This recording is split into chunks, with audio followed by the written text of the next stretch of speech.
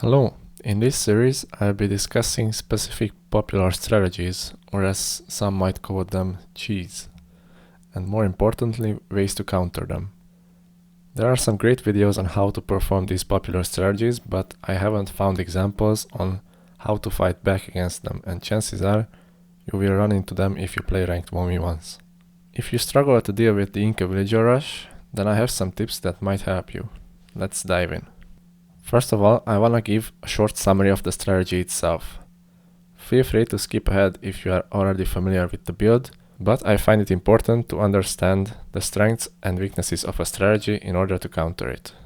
So let's take a step back and analyze what the goal of a regular tower rush is. Towers are static buildings and can be used to deny access to resources.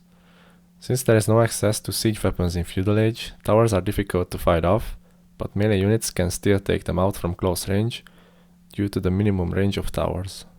Which is why the tower rushing player needs to either wall in the towers, build towers in range of other towers so that they cover each other, or have supporting military to ensure the towers go up.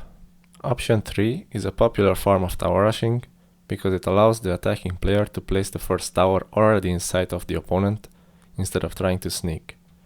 The fastest type of military you can make are men-at-arms because they can be produced on the way to Feudal Age. Men-at-arm tower rushes can be a strong form of aggression. You can find an example of such build on my channel as well. So, the towers act as range support for the men-at-arms, and the men-at-arms can fight enemy villagers or tear down buildings. What's different in an Inca villager rush? Well, since their villagers are affected by blacksmith upgrades, getting armor and forging will result in villagers being similar in strength to men-at-arms.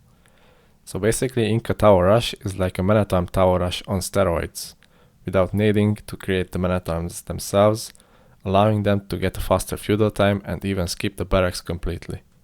This means the opposing player has no time to create feudal military before the towers go up, and a couple of militias will be no match for those pesky Inca villagers.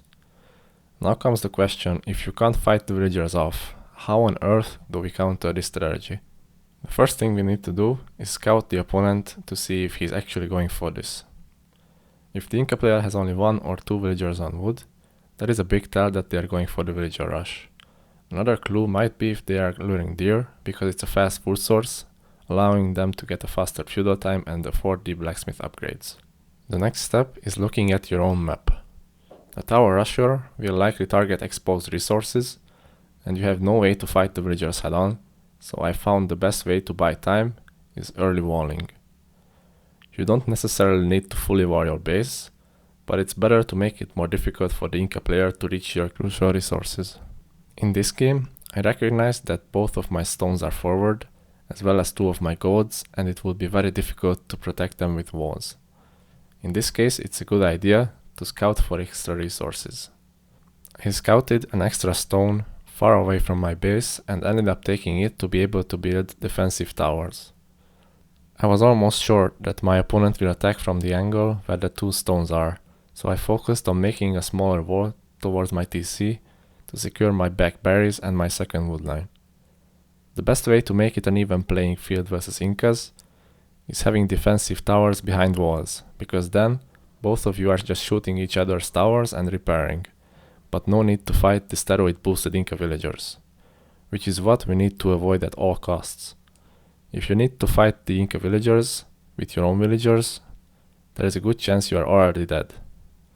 Once you manage to mostly stabilize, step 3 is to make a counterattack. The downside of using villagers as military is that they don't make any actual military for a long time, since they can't afford it. The villagers are still tanky, but using hit and run tactics with a few scouts or fletching archers is a good way to idle the Inca player's economy. Even if the villagers can beat your military units, you can always run away and keep forcing idle time or defensive towers.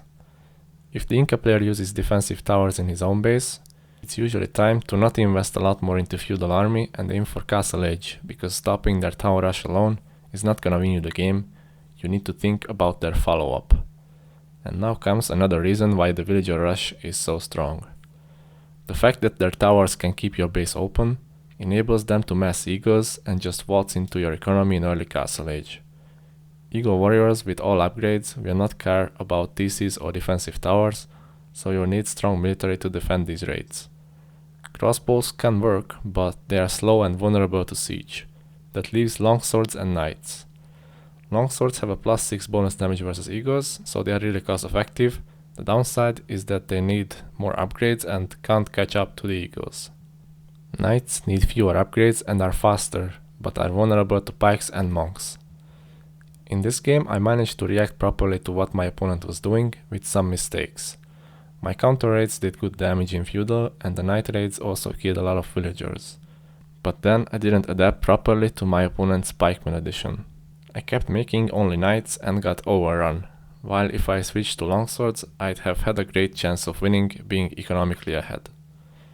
So you can see that even with some blatant mistakes on my defense and macro, the Inca villager rush is beatable. You just need to adapt and think outside the box. The Inca player is not going to play standard, so you should not either. If you have any other strategies you struggle against, feel free to comment them down below, and I might make a video about it in the future.